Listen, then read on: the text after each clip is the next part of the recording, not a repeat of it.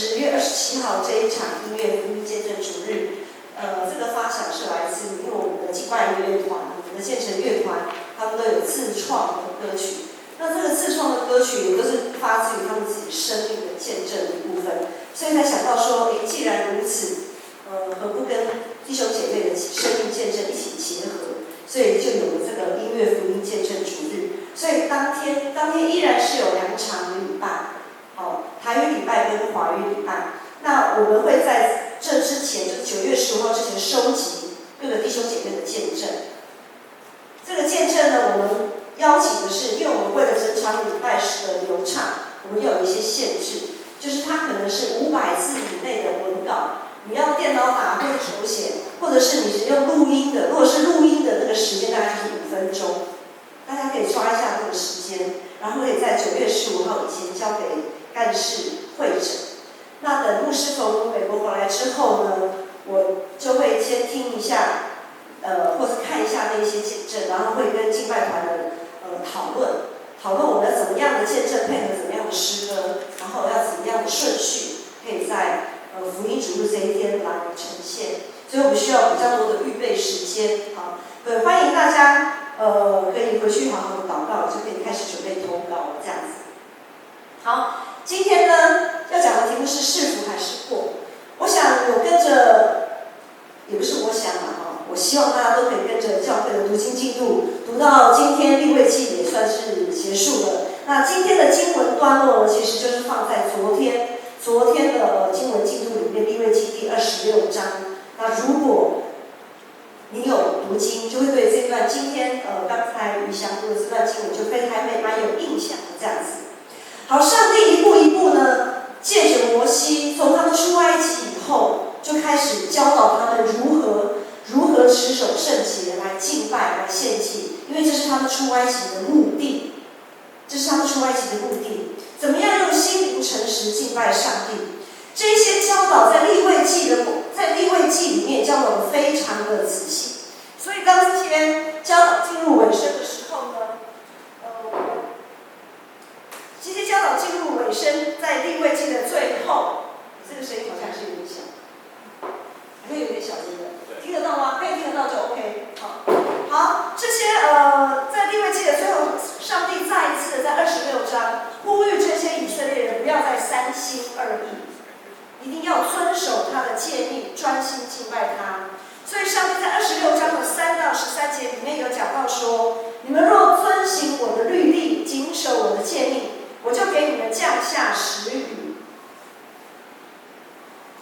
我就按时降下雨水，好叫你们的土地有好的出产，田野的树木可以结果子。我要赐平安在你们的地上，你们要追赶仇敌，他们必倒在你们的刀下，并且说，我要眷顾你们，使你们生养众多，也要与你们坚立所立的约。我要在你们中间行走，我要做你们的上帝，你们要做我的子民。好，当然了，上帝不只是呼吁以色列人说你们要这样子来蒙福，他也警告他们说，如果就是第14节到第17节，如果你们不听从我，不遵行我的诫命，厌弃我的律例，厌恶我的典章，不遵行我一切的诫命，背弃我的约，那么我就要向你们变脸，我就要让你们败在仇敌的面前，恨恶你们的必辖管你们，无人追赶你们，却要逃跑。我想上帝在26章里面讲得非常的清楚，这2个选项，一个是你们遵行我的约，就是个蒙福的道路；你们若背弃我的约，那么你就自取败亡。2选1要选什么？其实我想大家都一样，答案非常的清楚。我们都一定会选择那条蒙福的道路，是那条遵行上帝诫命律例的道路。但是对旧约历史稍稍有一点点了解的人都知道，他们是做了这个选择，可是呢，到后来其实不然。为什么？为什么事实并非如此？我们会发现，当以色列人跟着上帝、跟着摩西出埃及之后，他们虽然脱离了那个被奴隶的生活，进到旷野，但是他们发现，跟随上帝还要预备一大祭的条例，还要维持圣洁的条例，那一些条例规则，哇，他们觉得好像上了贼船一样。他们觉得好像上当了，奇怪，这个生活好像没有过得比较自在，而且他们每天就只能吃玛纳、鹌鹑，日子一点乐趣都没有，旷野嘛，旷野还有什么乐趣的？所以日子久了，以色列人对自己，当他们越来越看重自己的感受，看重自己的喜好的时候，他们渐渐就把上帝当初的话，渐渐把他们当初在上帝面前立志的这样子的一段，渐渐的忘记，渐渐不把他这些当一回事。所以当他们献祭的时候，开始虎头蛇尾，漫不经心，随随便便。我们从利未记第10章那边有讲亚伦的2个儿子，亚伦的2个儿子因着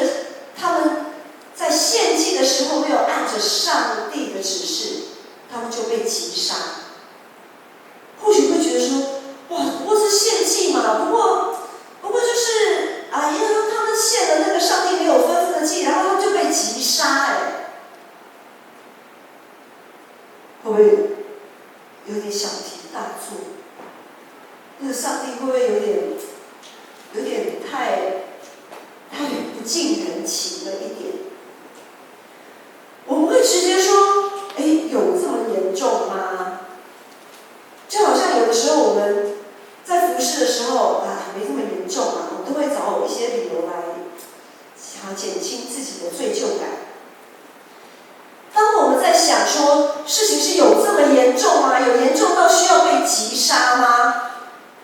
这个就是我们站在人的角度来看事情。但是如果当我们站在上帝的角度来看事情的时候，因为上帝是圣洁的上帝，是忌邪的上帝，就像我们穿的一身白衣服，特别是新买的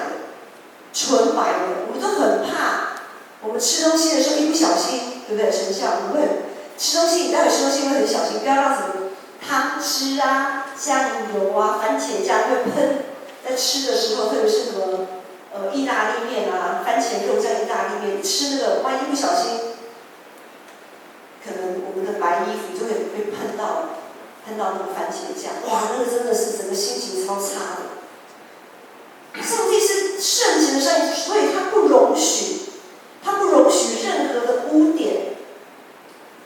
靠近他、碰触他。所以当我们这样想的时候，那个污点就是我们人的罪。所以当我们在想说，有这么严重吗？我们要小心，我们可能得罪了上帝。当我们容易以自我为中心，看自己的感受更胜于上帝的时候，这就是罪。我们和以色列人一样，都是被上帝拣选圣洁的器皿，在这条成圣的道路上，在不断学习圣洁成圣的道路上，我们是不是也有类似像以色列人这样的情况发生？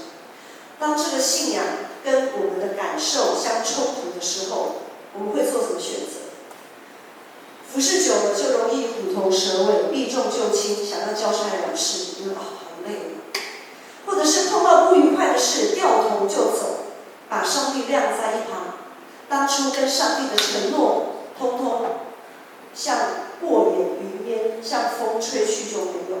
船过水无痕。又或者因为人情世故，我们宁可得罪看不见的上帝，也不想得罪我们眼前的这个人。或许我们会说，我们会这样选择也是有苦衷的啊，谁不想开开心心的服侍？谁不想甘心乐意的奉献？我们都想啊，每个人都想啊，但是我们有我们自己的苦衷。我们总是会有很多的理由逃避，在蒙福还是遭灾祸的这个路程当中，这个选择当中，很多时候我们都想蒙福，我们都会选择那条蒙福的道路，但是我们不想付上代价。在上个礼拜我们刚过完青少期的夏令营，在这个青少期的夏令营当中，牧师有提到，你们都应该还有记忆吧？因为有听说有一些名人讲座，当我们去听学校，比如说在学校听演讲啊，可能一天以后，我们的记忆可能只剩下50%。好，我可能会记错，但是这个比例上差不多啦。3天以后，我们的记忆可能只剩下20%。4天以后，我们的记忆可能那个讲座是什么主题上头，就完全甚至于到底谁在讲，都完全忘记这回事这样子。好，所以呢没关系，牧师讲过，你可以再复习一下。上礼拜的青少期夏令营当中，牧师用摩西的故事勉励这群青少期。牧师说，摩西是赫赫有名的，在旧约圣经里面是赫赫有名、响叮当的人物。但是在他响叮当的后面，摩西有许多的黑历史。首先，牧师讲到说，摩西他是个弃婴。或许你会说摩西是弃婴，因为时代没办法，他爸妈有他的苦衷啊，谁没有苦衷？大家都有自己的苦衷，对不对？可是摩西他是个弃婴，这是个不争的事实。他被他的妈妈放在尼罗河里面，就随波漂流，这样子，就是生死也管不到那么多了。好，他是个弃婴，就好像丢在垃圾桶旁边一样，弃婴。然后呢，他失去了他自己的那个以色列人的身份，他在埃及的皇宫当中长大。他到底是埃及人还是以色列人的失去身份过程当中，他要成为一个杀人犯，他杀了人。杀了人之后呢，埃及人不承认他，不接纳他，以色列人不承认不接纳他，埃及人也不承认不接纳他，所以他就逃走，他就是个逃犯。然后他就想安静的躲在那个地方，默默的跟自己的过去，能不能说再见不知道，但是他就是已经不想，他想躲在一个所有人都不知道他的黑历史的地方。可是就在他躲藏的过程当中，上帝的呼召临到。我们也知道摩西跟上帝有很多摔跤的过程，最后摩西决定跟随上帝，他就开始背起自己的十字架，勇敢面对他过去的自我否定，他也勇敢面对他的同胞对他的眼光，甚至勇敢面对埃及的强权。当时的摩西，他要口才没口才，要魄力也没魄力，他唯一有的就是对上帝的信心，还有上帝对他的托付，上帝对他的呼召，他其他的什么都没有。当牧师用这一段摩西的故事勉励青少年的时候，很奇妙的，在这个过程当中，在营会的过程当中，其实也发生了一些事情。当初营会是上礼拜5开始嘛，可是这一个奖章，上一个礼拜天夏令营主日奖章，我在礼拜1的时候我就写完了。那是一个凌晨的时候，我正打算要睡觉，然后呢睡不着，就开始想到了你们，就是想到夏令营，然后上帝就给我一些想法，我就跳起来说好吧，先把这些想法写一写，一些 memo 一下这样子。可是一不小心，那个想法一直跑出来，圣灵一直催逼我，一直写。那天我的讲道片就写完了，我写到凌晨4点。上帝已经预备好恩典，等着你们来参加夏令营。当初为什么牧师要用摩西的故事勉励你们？因为摩西跟你们一样，许多的青少年在现在的父母师长眼中的刻板印象，就是只活在自己的虚拟世界里面，也不懂得处理人际关系，眼中只有自己，自己最大，只要我喜欢，没有什么不可以。在教会里面，但是呢，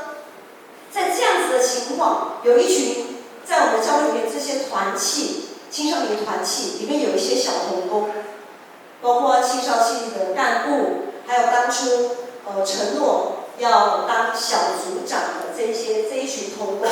为了这个夏令营，跟着辅导，一步一步的在学习，一步一步的在为这个夏令营来预备。好，当这一些看起来很活在自己世界里的这一群青少气，他们愿意这样付上代价预备自己，感觉应该上帝会为他们预备一条平坦的大道，可是并没有，或者应该是说，上帝在这次的洗礼里面，在整个他们服侍的过程，让他们碰到了许多的难题。上帝借由这些难题来考验他们，那个考验马上就来了。当困难临到，你们是要面对，你们是要选择继续跟着上帝向前走，还是选择自己的喜欢？整个夏令营，他们这些小童工几乎是腹背受敌啊。在营会当中，我想有参加过夏令营的青少期夏令营，就会知道，过程当中需要完成很多的任务。那这些任务呢，从无到有，需要每一个小组的成员一起来讨论，出意见来讨论。在讨论众说纷纭的意见当中，这一些本来只活在虚拟世界、活在自己的世界里的这一些同工们呢，哇，他们对于他们来讲是个非常大的压力，因为从来没有这么麻烦过，真的是很麻烦。好，除此之外，小组跟小组之间为了一些大地游戏啊，一些团康活动在竞争的时候，哇，彼此之间杀红了眼泪。各组之间为了求胜是好的，代表你有积极有活力，但是在求胜的过程当中差点杀红了眼。然后呢，就有一些情绪跑出来，一些负面的情绪、不安定的氛围开始在小组跟小组之间蔓延出来。这些不满的情绪让营会的价值跟向心力开始产生了动摇。这一些同工不只要面对来自内部跟外部的压力，还要面对自己本身的生命状态。他们有些人可能就像摩西，对于过去，对于自己非常的没有自信，非常的没有信心，找不到自己的定位。但是在这个时候，就在他们几乎快要走不下去、快要爆发的那个时候，那个爆发不是火山爆发生气，不是那种爆发，而是那个他们已经快要承受不住自己内心那个压力的时候，他们自动自发的一起祷告，呼求主。他们祷告呼求主。他们不只是会祷告而已，他们把这个祷告也化为行动。还记得还记得之前牧师有说过约拿的神迹吗？约拿的神迹就是悔改的神迹。就在他们几乎想要放弃走不下去的时候，他们祷告，然后他们在上帝在人的面前以身作则，这些小组长、这些同工以身作则的带着自己的队员向其他队的队员道歉。因为杀红脸嘛，小组跟小组之间，然后就开始有一些冲突，然后小组长就带着他们的队员去道歉，寻求其他组员的谅解，及时的化解了群体性的危机。然后在最后这一天的主日礼拜当中，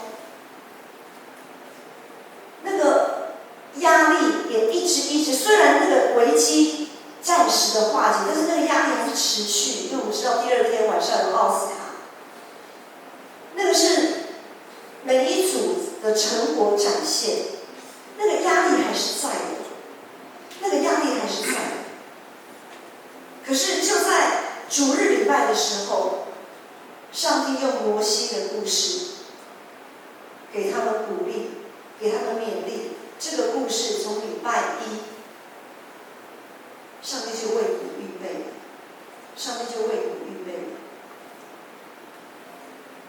在主日礼拜当中，大家围坐一圈，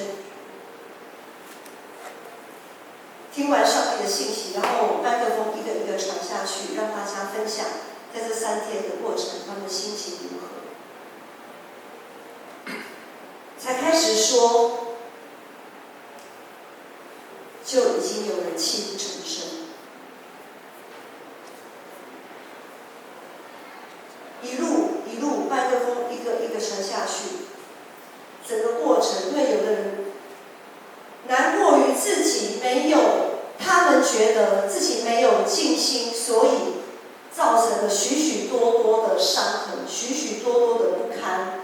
许许多多的那个压力，许许多多的可能是自我的来自自己的责备，也来自于亲友们、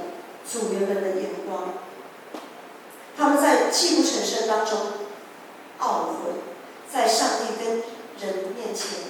大家哭成一团，整个过程1个多小时。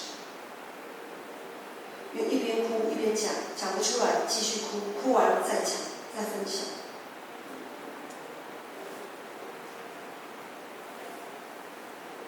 在那个过程当中，有人哭泣，有人安慰，有人鼓励。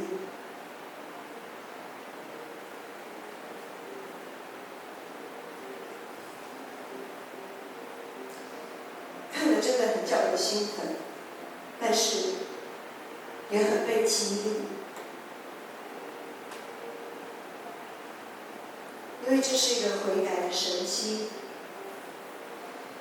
在过程中，他们经历了主的安慰医治，跟看见彼此之间的接纳与包容。上帝让他们从否定自己到接纳自己，让他们从几乎破碎的关系走向合一。或许在他那个当下，他们还不那么清楚所谓当局者与旁观者清。牧师看见上帝的荣耀在他们当中彰显。一路走来，这3天的营会，这些同工、干部同工、小组长们，当他们碰到这么大的危机跟压力的时候，他们想的不是自己，他们考虑的是组员的心情跟想法，是其他队友的感受。他们希望把他们所委身的这个营会，所委身的这个团契，可以带向一个他们所盼望、上帝所看为美好、这样子合一的这样子的一个境界。他们想的是这个，他们把群体性的利益，把上帝放在首位，把自己的感受、自己的委屈，通通先放在一边。真的不能叫人小看你的年轻。这群小同工给我们都上了极为宝贵的一课。他们在上帝、在人面前承认自己的不足与失误，愿意在自己快要撑不下去的时候，仍然为着群体的好处，为着上帝的教会，为着团契，谦卑自己，放下自己的情绪与喜好，单单仰望神，就像当初摩西所做的。摩西也是腹背受敌，他要面对自己的过往那个不堪的黑历史，他还要面对眼前这一大群上帝交给他的这一群以色列人的埋怨、的不满，所有的情绪在他面前爆发。但是摩西所能做的，就是为他们祷告，然后看见上帝怎么样怜悯他们，一步一步的带他们经历。我们都不完全，成圣的道路，成为圣洁的这个道路还没有到达终点。度过了这次的难关，一定还会有再下一次的难关等着我们。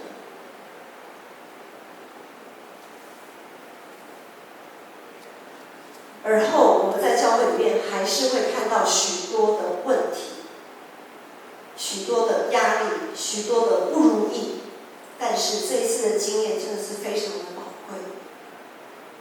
盼望我们也借由青少期夏令营这一次的见证，我们可以更坚定。当我们服侍久了，当我们热血想要为上帝做些什么，但是却碰到了许多的拦阻跟难处的时候，我们要一起像这一次青少期夏令营来学习。我们要定睛仰望神，我们要定睛仰望神，即使突破险流，也要坚定的向上帝的去选择这条蒙福的道路。盼望我们可以一起前进迦南，而不是被留在旷野。个夏令营的见证当中，除了这个见证，我们的里面在座的弟兄姐妹一定还有很多这种类似的生命见证。所以希望大家可以，牧师邀请大家在10月27号，你可以预备你的见证。或许在这个夏令营当中，你怎么经历了上帝？也或许在我们的工作，在我们的感情，在我们的生活当中，怎么样见证？怎么样？当我们碰到怎么样困难的时候，我们可以怎么去见证上帝在我们生命当中的作为？像这次的夏令营一样，因着上帝的预备，因着上帝的恩典，因着上帝的怜悯，带领我们越过一次又一次的幽谷。我们一起来起立唱这首福音的诗歌。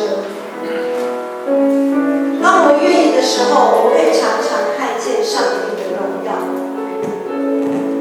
不是只有摩西能看见，我们都能看见。求主降下恩赐。